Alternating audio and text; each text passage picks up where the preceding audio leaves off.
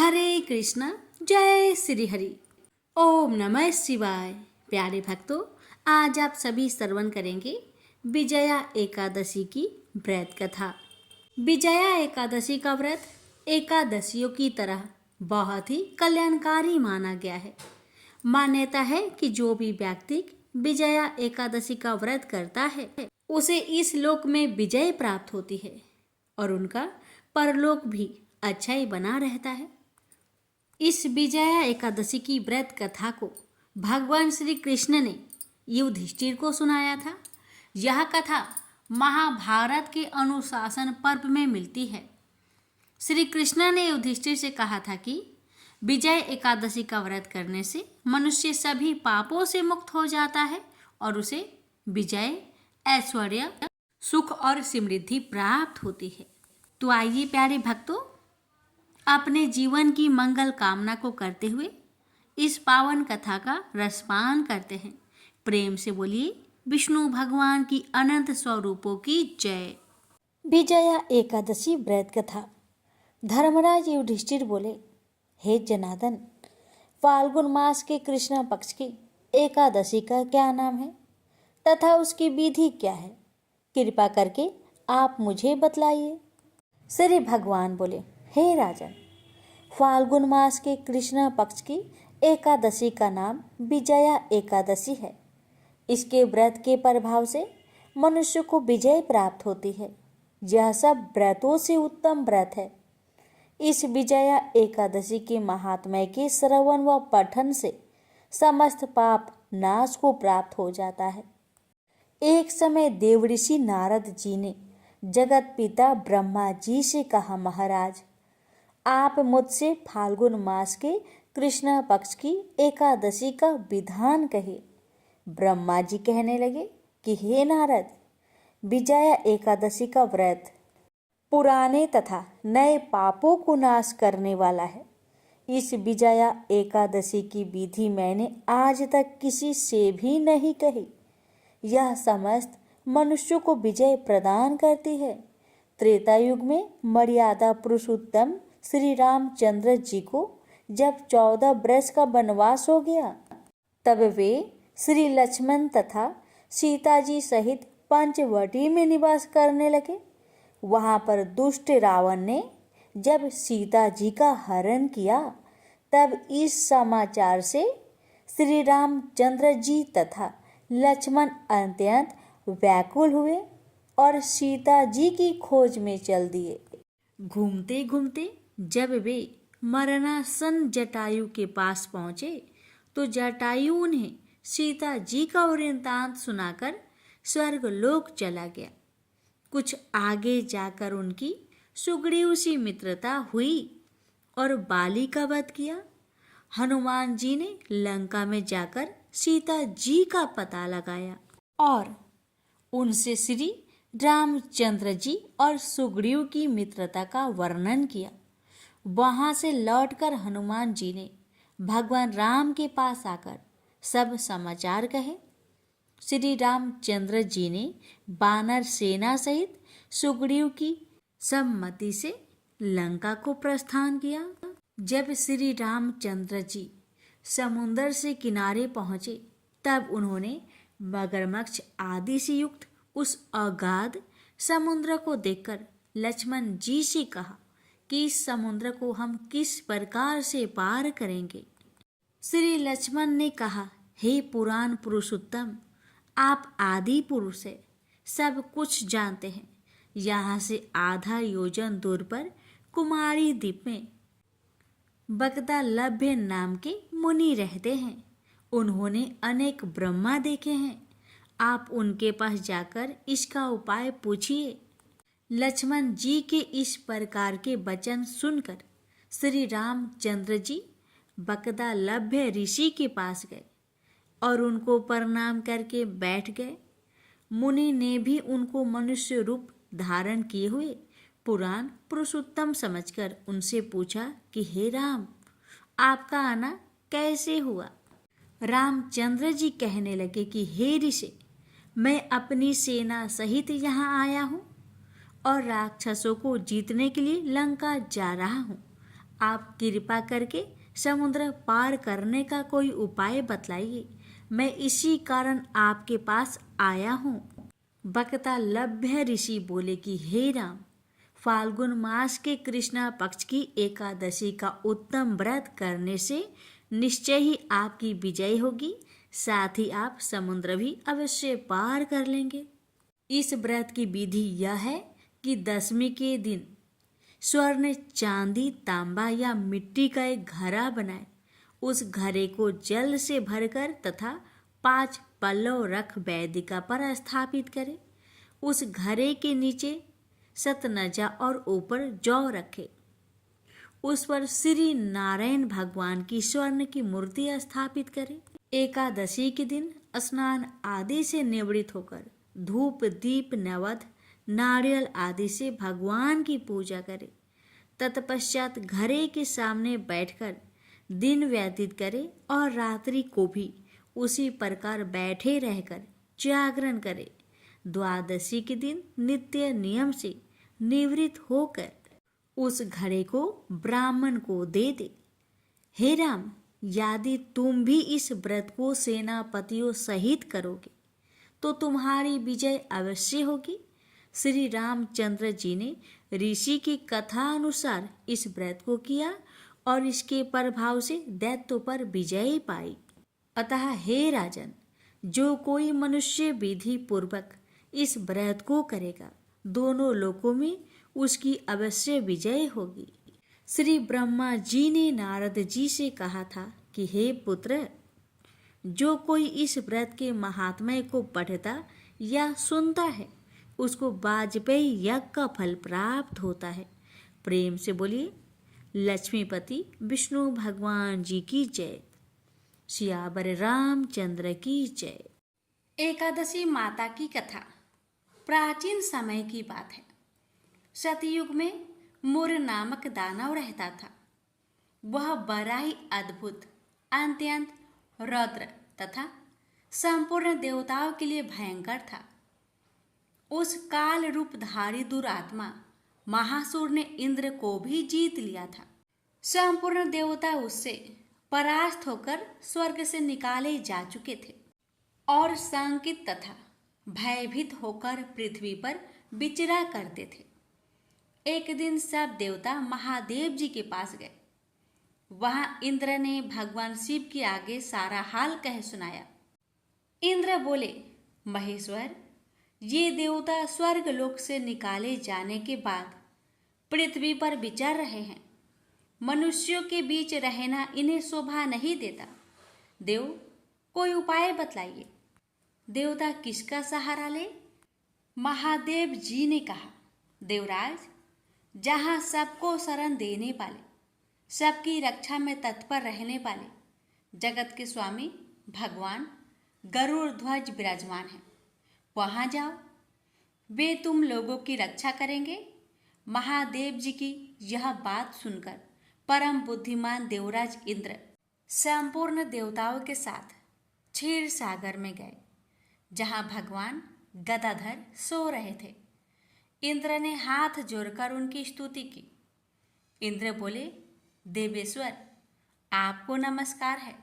आप ही पति, आप ही मति, आप ही कर्ता और आप ही कारण हैं। आप ही सब लोकों के माता और आप ही इस जगत के पिता हैं। देवता और दानव दोनों ही आपकी वंदना करते हैं। पुंडरीकाक्ष, आप दैत्यों के शत्रु हैं। मधुसूदन, हम लोगों की रक्षा कीजिए। प्रभो जगन्नाथ, अत्यंत उग्र स्वभाव वाले महाबली मूर नामक दैत्य ने इन संपूर्ण देवताओं को जीतकर स्वर्ग से बाहर निकाल दिया है। भगवान देवेश्वर, शरणागत वत्सल देवता भयभीत होकर आपकी शरण में आए हैं। दानवों का विनाश करने वाले कमल नयन भक्त वत्सल देवेश्वर जनार्दन, हमारी रक्षा कीजिए, रक्षा कीजिए।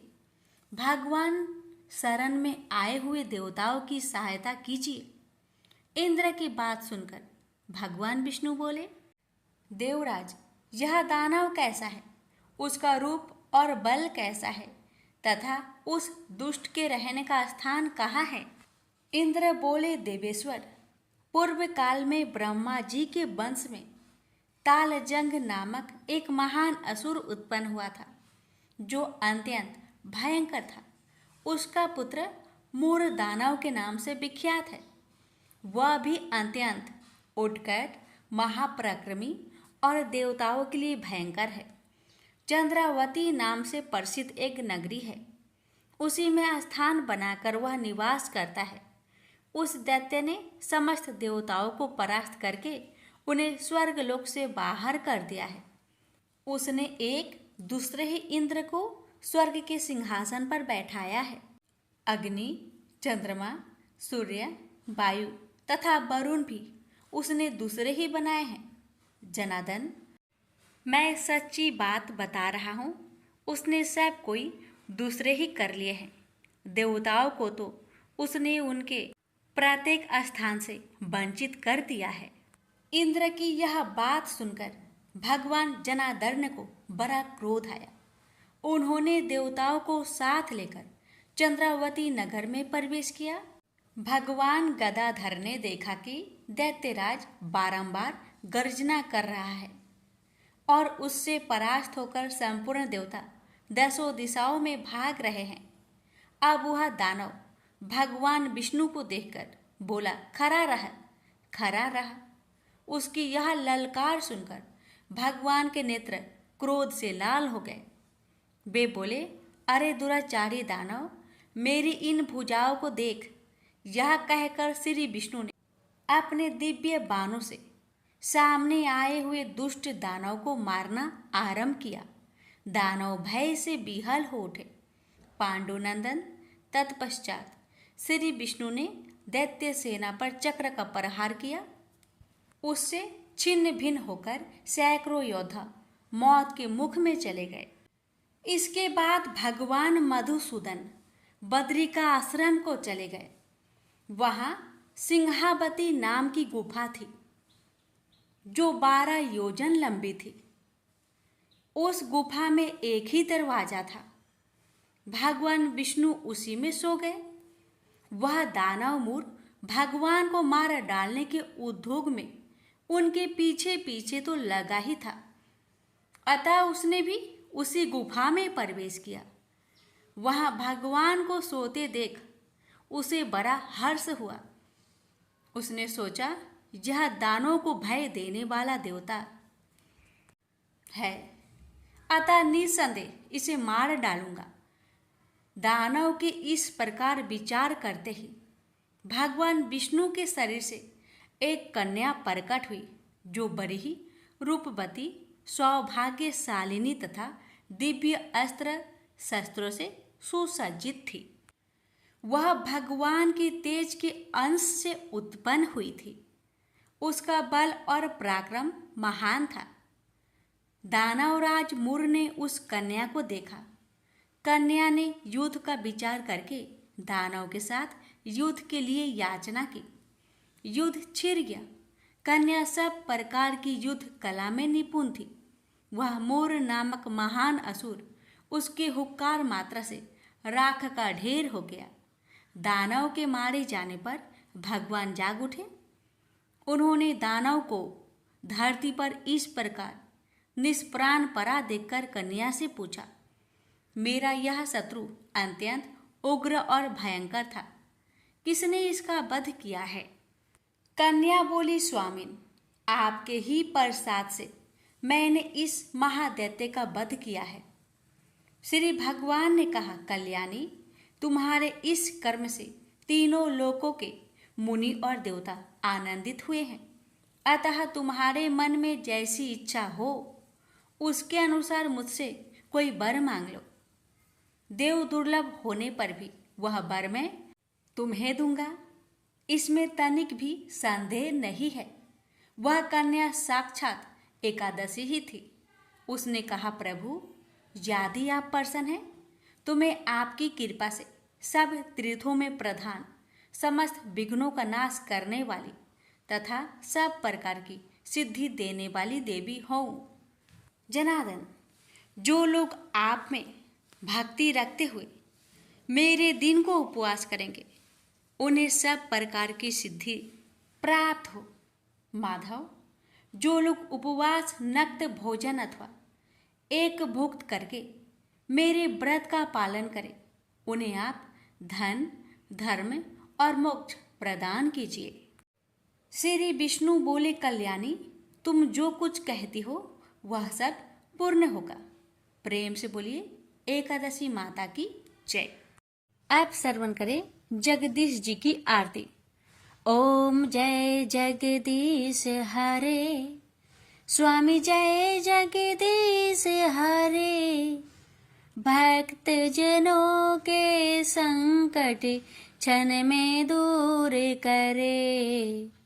ओम जय जगदीश हरे, जो ध्यावे फल पावे, दुख बिन से मन का, स्वामी दुख बिन से मन का, सुख संपत्ति घर आवे, कष्ट मिटे तन का।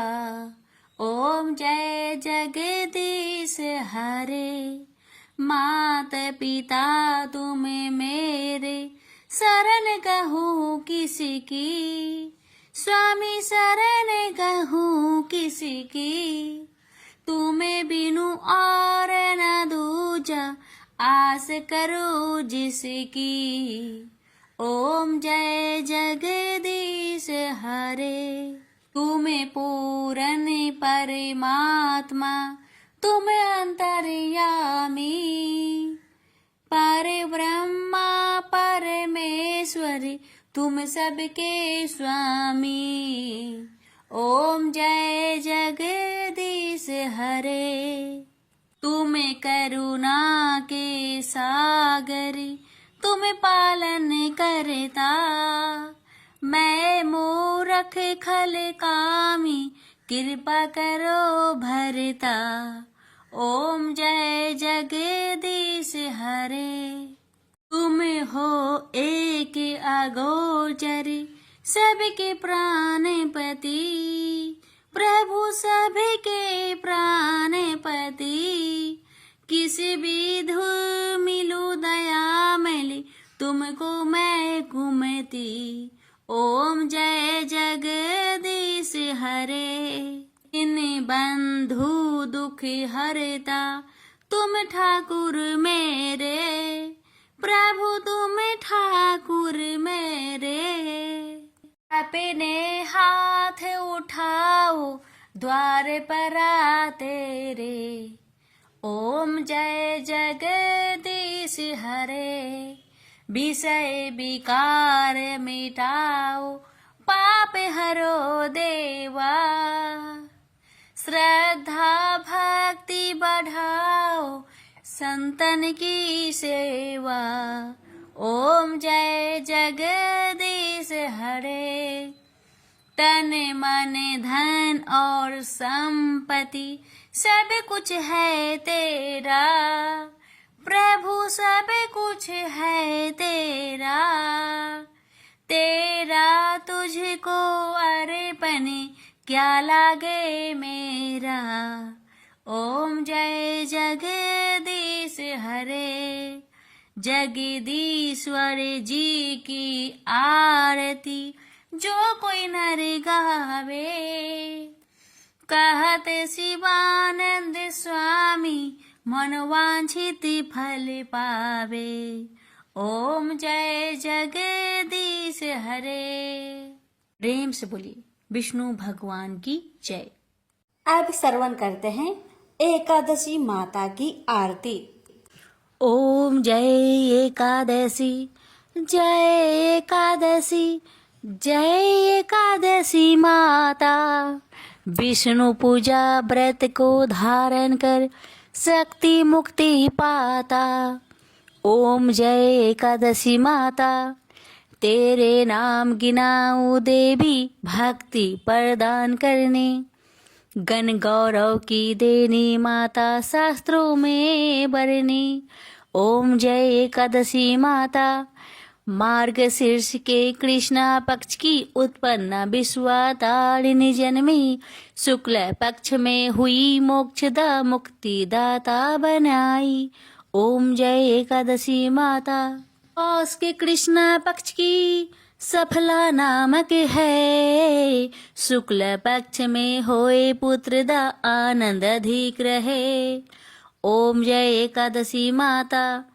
नाम सटटिला माघ मास में कृष्ण पक्ष आवे, शुक्ल पक्ष में जया कहावे विजय सदा पावे। ओम जय एकादशी माता। विजया फाल्गुन कृष्ण पक्ष में शुक्ल आमल की, पाप मोचनी कृष्ण पक्ष में चैत्र महाबली की। ओम जय एकादशी माता। चैत्र शुक्ल में नाम कामदा धन देने वाली, नाम बरुथनी कृष्ण पक्ष में वैशाख महावाली। ओम जय एकादशी माता। शुक्ल पक्ष में होई मोहिनी अपरा ज्येष्ठ कृष्ण पक्षी, नाम निर्जला सब सुख करने कृष्ण पक्ष रखी। ओम जय एकादशी माता। योगिनी नाम आषाढ़ में जानो कृष्ण पक्ष करनी, देव सैनी नाम कहायो शुक्ल पक्ष धरनी। ओम जय एकादशी माता। कामिक श्रावण मास में आवे कृष्ण पक्ष कहिए, श्रावण शुक्ल होए पवित्र आनंद से रहिए। सावन शुक्ल होए पवित्र आनंद से रहिए। ओम जय एकादशी माता। जा भाद्रपदे कृष्ण पक्ष की परिवर्तनी शुक्ला, इंद्र आश्विन कृष्ण पक्ष में व्रत से भाव सागर निकला। ओम जय एकादशी माता। पापंकुशा है शुक्ल पक्ष में आप हरण हारी, रमा मास कार्तिक में आवे सुखदायक भारी। ओम जय एकादशी माता। देवोत्थानी शुक्ल पक्ष की दुख ना सके मैया, देवोत्थानी शुक्ल पक्ष की दुख ना सके मैया। पावन मास में करूँ विनती पार करो नैया, पावन मास में करूँ विनती पार करो नैया। ओम जय एकादशी माता। परमा कृष्ण पक्ष में होती जन मंगल करनी, परमा कृष्ण पक्ष में होती जन मंगल करनी। शुक्ल मास में होए पद्मिनी दुख दरिद्र हरनी, शुक्ल मास में होए पद्मिनी दुख दरिद्र हरनी।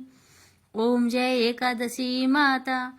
जो कोई आरती एकादशी की भक्ति सहित गावे, जो कोई आरती एकादशी की भक्ति सहित गावे, जन गुरुदिता स्वर्ग कबासा निश्चय वह पावे, जन गुरुदिता स्वर्ग कबासा निश्चय वह पावे। ओम जय एकादशी माता। जय एकादशी माता।